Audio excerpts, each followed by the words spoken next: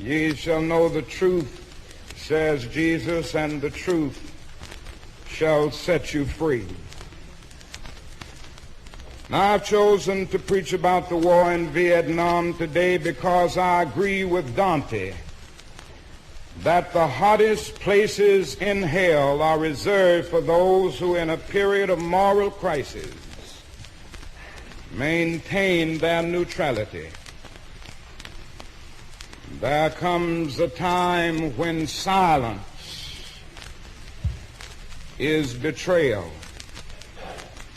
The truth of these words is beyond doubt, but the mission to which they call us is the most difficult one.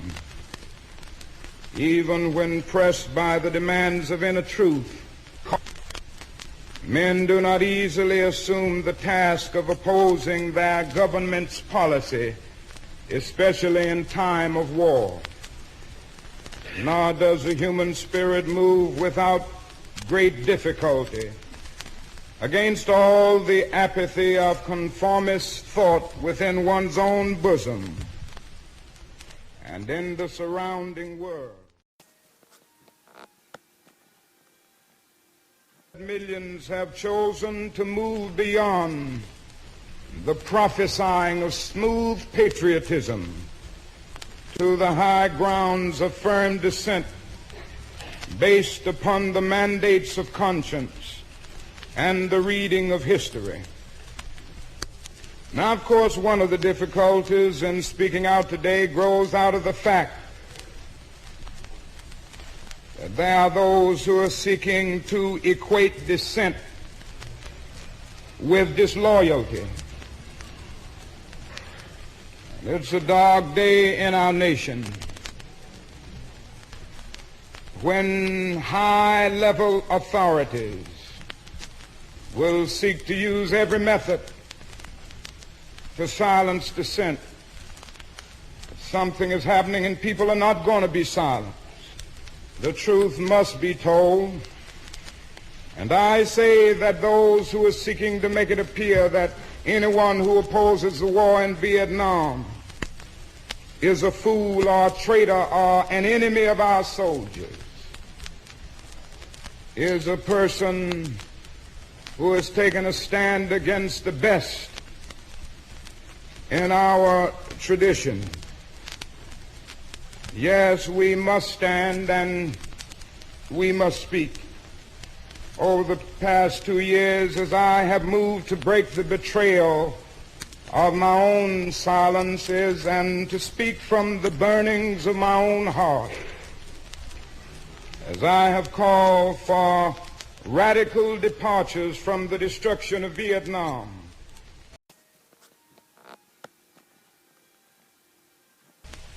there is at the outset a very obvious and almost facile connection between the war in Vietnam and the struggle I and others have been waging in America. A few years ago, there was a shining moment in that struggle.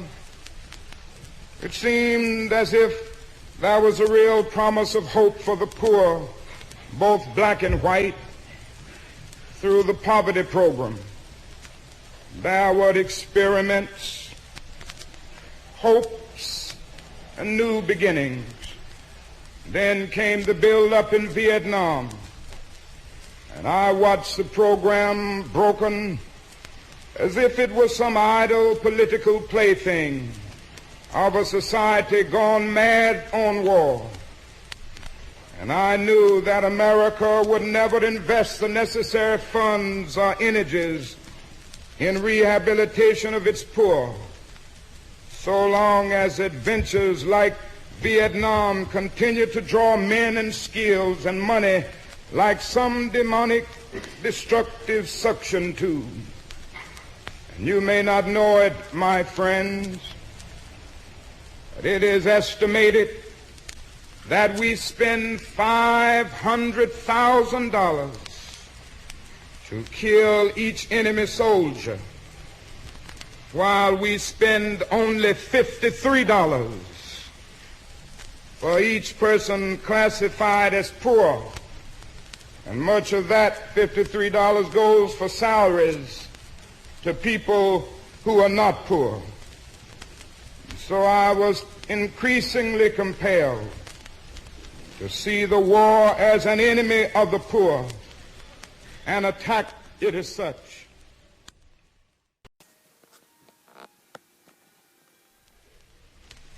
My third reason moves to an even deeper level of awareness, for it grows out of my experience in the ghettos of the North over the last 3 years, especially the last 3 summers. As I have walked among the desperate, rejected, and angry young men, I have told them that Molotov cocktails and rifles would not solve their problems. I have tried to offer them my deepest compassion while maintaining my conviction that social change comes most meaningfully through nonviolent action. But they ask, and rightly so, what about Vietnam? They ask if our own nation wasn't using massive doses of violence to solve its problems, to bring about the changes it wanted. Their questions hit home, and I knew that I could never again raise my voice against the violence of the oppressed in the ghettos without having first spoken clearly to the greatest purveyor of violence in the world today, my own government.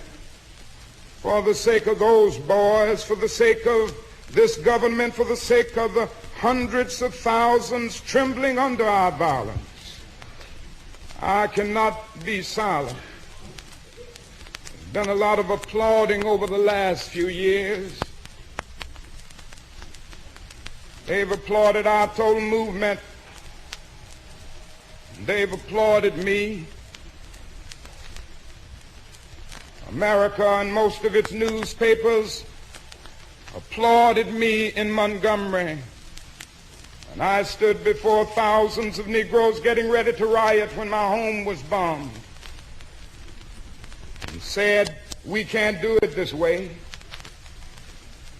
They applauded us in the sit-in movement, and we nonviolently decided to sit in at lunch counters. They applauded us on the freedom rides when we accepted blows without retaliation.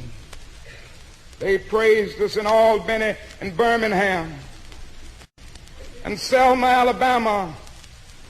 Oh, the press was so noble in its applause and so noble in its praise when I was saying, be nonviolent toward Bull Connor. When I was saying, be nonviolent toward Jim Clark.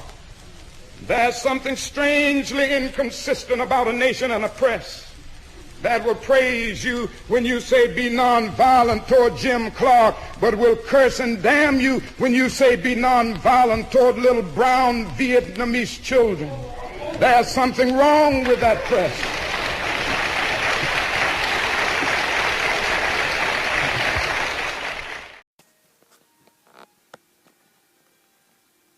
The relationship of this ministry to the making of peace is so obvious that I sometimes marvel at those who ask me why I am speaking against the war. Could it be that they do not know that the good news was meant for all men, for communists and capitalists, for their children and ours, for black and white, for revolutionary and conservative? Have they forgotten that my ministry is in obedience to the one who loved his enemies so fully that he died for them? What then can I say to the Viet Cong? My mind goes constantly to the people of that peninsula. I speak not now of the soldiers of each side, not of the military government in Saigon, but simply of the people who have been under the curse of war for almost 3 continuous decades now. I think of them too because it is clear to me that there will be no meaningful solution until some attempt is made to know these people and hear their broken cries. Now let me tell you the truth about it. They must see Americans as strange liberators. You realize that the Vietnamese people proclaimed their own independence in 1945 after a combined French and Japanese occupation. And incidentally, this was before the Communist Revolution in China. They were led by Ho Chi Minh. And this is a little-known fact. And these people declared themselves independent in 1945. They quoted our Declaration of Independence in their document of freedom. And yet our government refused to recognize them. President Truman said they were not ready for independence. So we fell victim as a nation at that time of the same deadly arrogance that has poisoned the international situation for all of these years.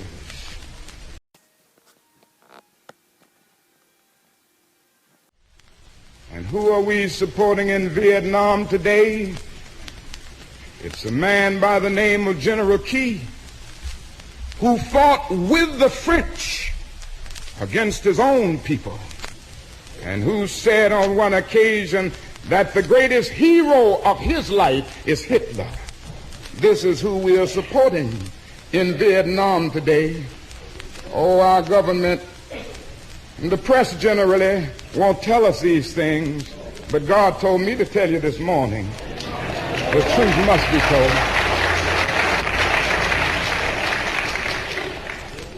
The only change came from America as we increased our true commitments in support of governments which were singularly corrupt, inept, and without popular support.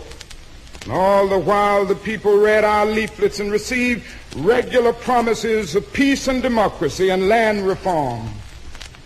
Now they languish under our bombs and consider us, not their fellow Vietnamese, the real enemy. They move sadly and apathetically as we herd them off the land of their fathers into concentration camps where minimal social needs are rarely met. They know they must move or be destroyed by our bombs. So they go, primarily women and children and the aged. They watch as we poison their water, as we kill 1 million acres of their crops. They must weep as the bulldozers roar through their areas preparing to destroy the precious trees. They wander into the towns and see thousands of the children homeless without clothes, running in packs on the streets like animals. They see the children degraded by our soldiers as they beg for food. They see the children selling their sisters to our soldiers, soliciting for their mothers. We have destroyed their two most cherished institutions, the family and the village. We have destroyed their land and their crops. We have cooperated in the crushing of the nation's only non-communist revolutionary political force, the United Buddhist Church. This is a role our nation has taken, the role of those who make peaceful revolutions impossible by refusing to give up the privileges and the pleasures that comes from the immense profits of overseas investment. This way of settling differences is not just. This business of burning human beings with napalm, of filling our nation's homes and with orphans and widows, of injecting poisonous drugs of hate into the veins of peoples normally humane, of sending men home from dark and bloody battlefields, physically handicapped and psychologically deranged, cannot be reconciled with wisdom, justice, and love. A nation that continues year after year to spend more money on military defense than on programs of social uplift is approaching spiritual death.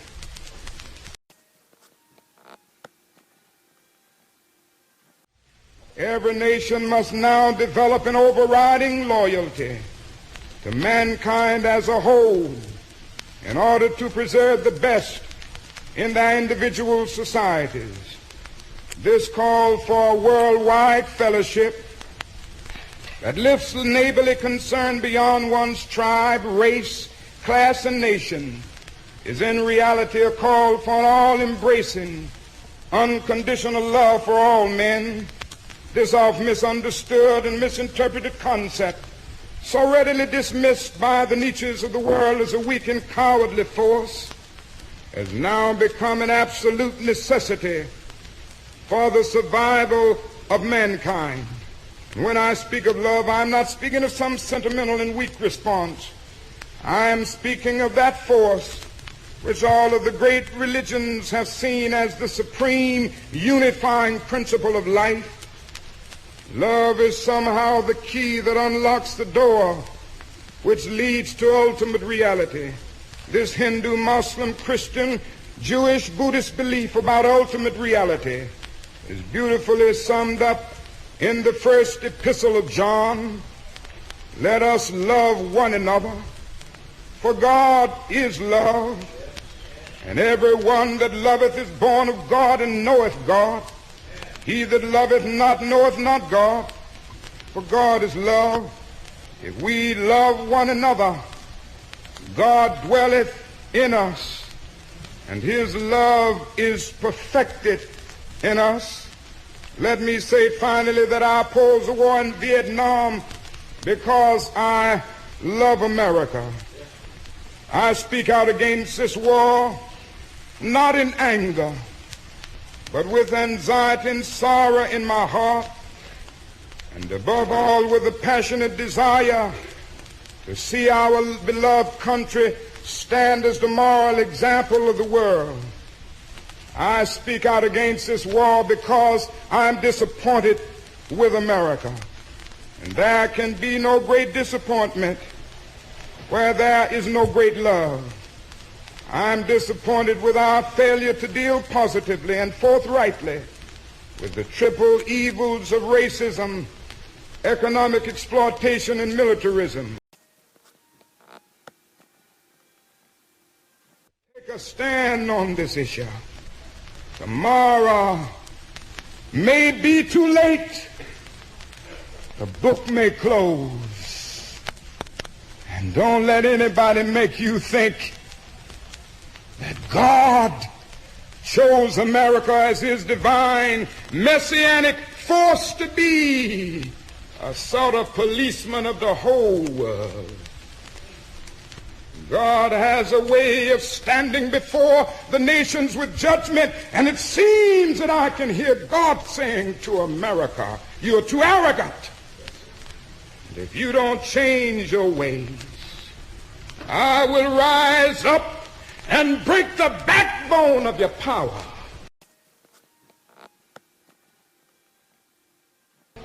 Now, it isn't easy to stand up for truth and for justice. Sometimes it means being frustrated. When you tell the truth and take a stand, sometimes it means that you will walk the streets with a burdened heart. Sometimes it means losing a job. It means being abused and scorned.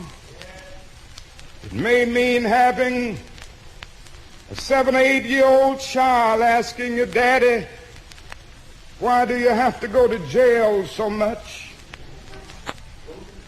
I've long since learned that to be a follower of Jesus Christ means taking up the cross. And my Bible tells me that Good Friday comes before Easter. Before the crown we wear, there is the cross that we must bear. Let us bear it. Bear it for truth.